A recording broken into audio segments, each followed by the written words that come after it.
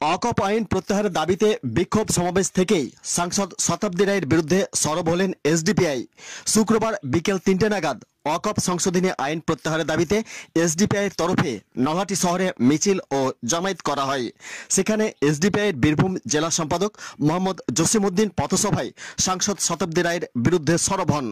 তিনি অভিযোগ তোলেন, পার্লামেন্টে যখন অকপ সংশোধনী আইন তৈরির জন্য ভোটাভুটি হচ্ছিল তখন সংসদে তিনি উপস্থিত ছিলেন না। এ ব্যাপারে সমাজ মাধ্যমে এলাকার মানুষ যখন সরব হয়েছিলেন তখন সেই পরিস্থিতি সামাল দিতে সাংসদ শতাব্দী রায় নিজের সামাজিক মাধ্যমে তিনি তার অসুস্থতার কথা জানিয়ে সাফাই দিয়েছেন। তবুও কিন্তু রেহাই পাননি তার সাংসদ এলাকা থেকে। ওয়াকফ সংশোধনী আইন বাতিলের দাবিতে মোরারের প্রতিবাদ মিছিলে আওয়াজ তোলেন স্যালাইন এমপি চাই না। একইভাবে এদিন এসডিপিআইয়ের তরফে নলহাটিতে প্রতিবাদ মিছিলে সাংসদ শতাব্দী রায়ের বিরুদ্ধে সরব হলেন এসডিপিআইয়ের নেতা। তিনি ঠিক কি অভিযোগ তুললেন শুনুন বিস্তারিত।